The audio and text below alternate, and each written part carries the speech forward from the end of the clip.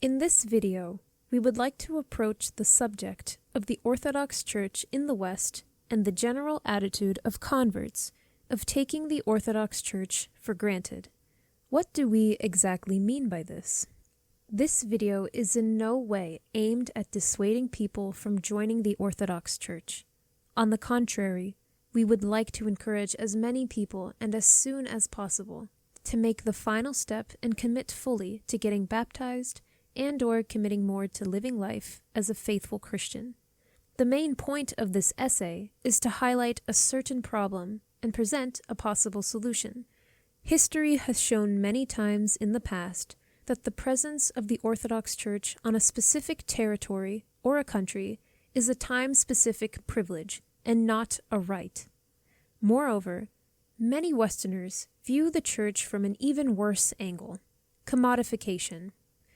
Commodification represents a process of assigning a certain value, usually financial, to particular things that are not normally viewed as part of the economic market, such as ideas, culture, civilization, social interactions, and even people themselves and religion.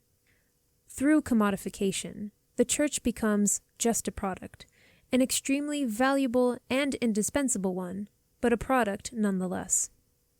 This video will be focusing on what we see as being a commodification of the faith in the Western sphere, where the Orthodox Church is still regarded as and spoken of as just being one of the many socio-religious products available in the supermarket of religions, ideologies, and ideas. This is not to say that the Orthodox Westerners view the Church like that. But we do live in an environment that does, and it might affect us in unforeseen ways. We strongly oppose this secular or perennial mode of thinking about faiths.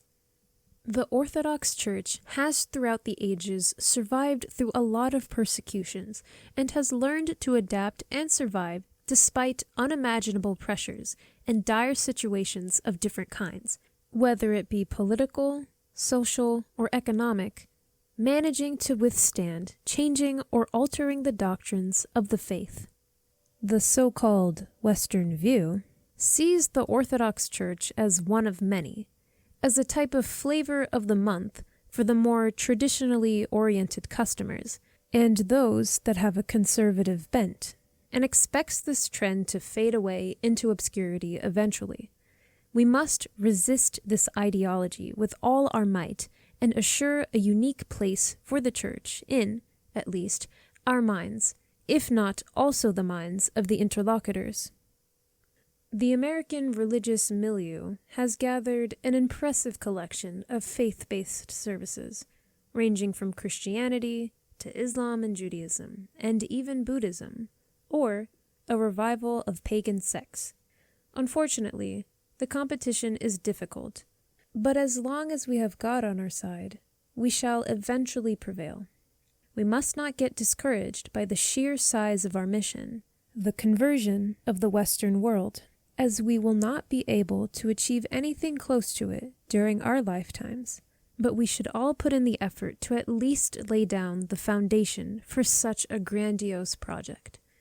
If we are ever to achieve such a tremendous endeavor, we must first acknowledge the special place that the Orthodox Church rightfully has in history, whether we are faithful or not.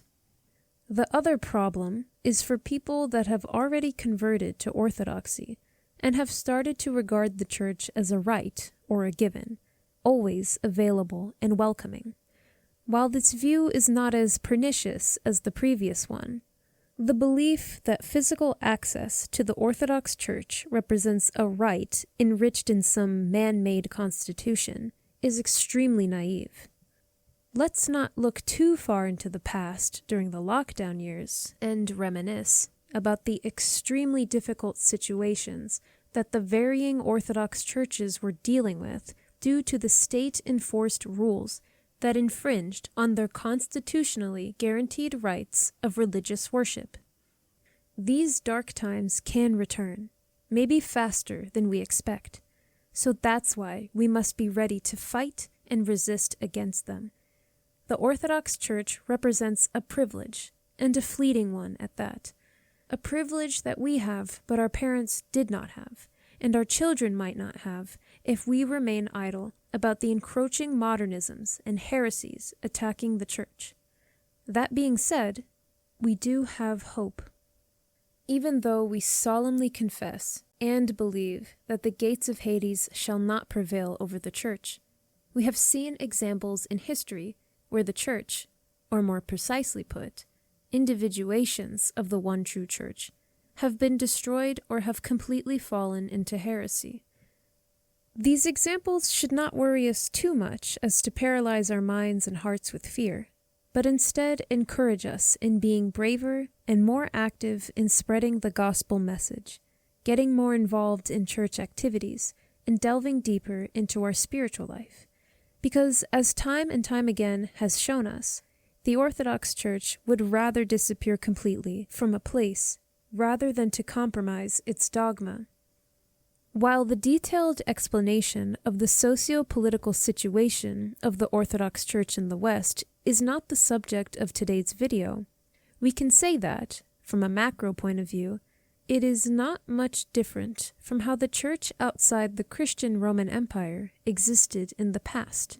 For example, the Church within the Persian empires, from the Arsacid dynasty to the Sassanids, and furthermore, during the rule of the Caliphates, has barely survived, if not was completely destroyed, as in the physical buildings destroyed and faithful killed, or have fallen into heresies through the guiding hand of the state. If we would like to hear about a more recent event, then look no further than the dissolution of the Orthodox Church in China due to the Boxer rebellions, and later on the communist takeover.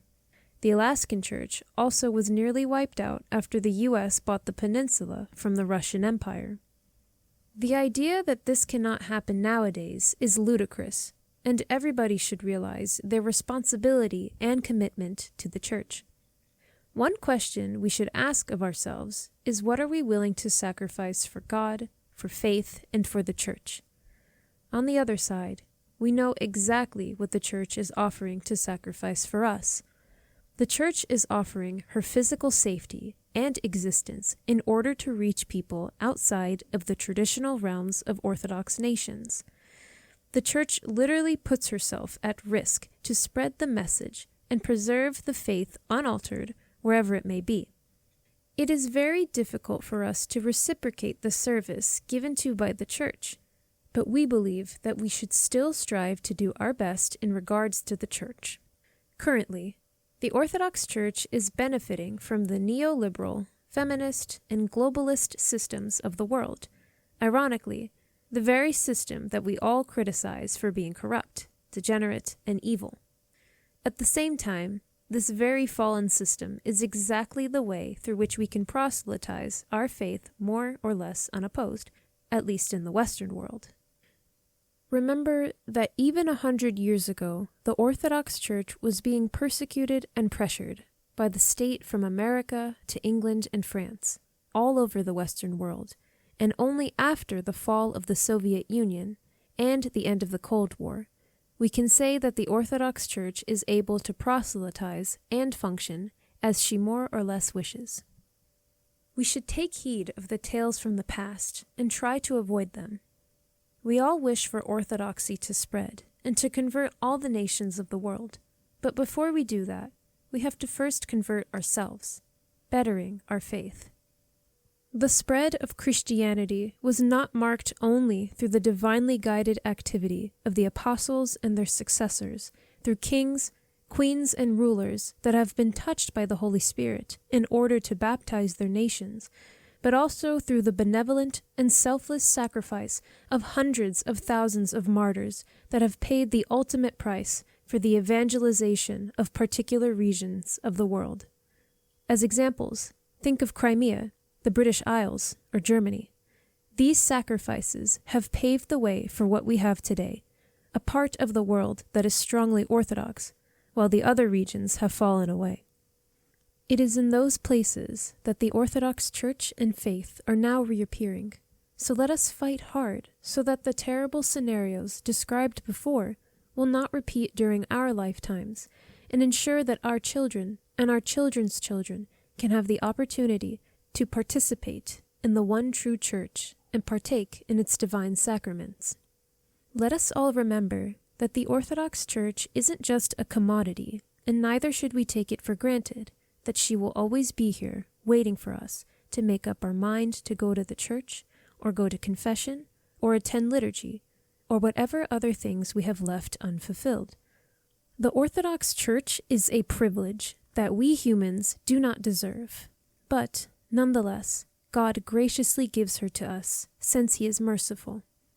However, let us not think for a second that He cannot retract His gift if we do not fight to protect the Church. Prayer, attendance, communion, and service are our God-given weapons in order to survive the upcoming battles. And no, there will be no grand victory parades or celebrations. Our survival will be our victory, and that's all we need.